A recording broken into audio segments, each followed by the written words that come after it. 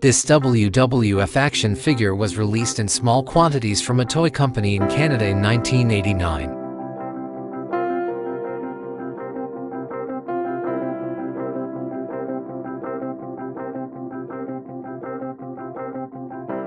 The original is worth about $300 and it is hard to find, so I decided to paint a 3D version of the toy.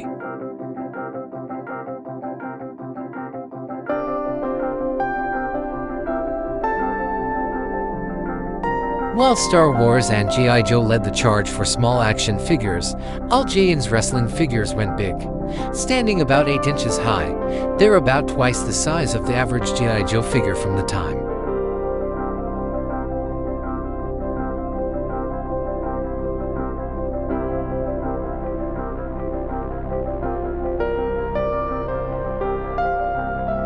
Despite their shortcomings in the articulation department, these wrestling figures were actually a lot of fun to play with.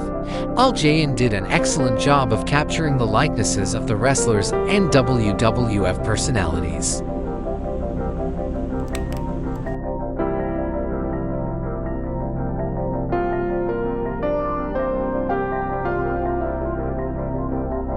The final series came out in 1989. They were made by Grand Toy Canada. The figures switched to a new black card and were a mix of a few new figures and several repackaged wrestlers from earlier lines.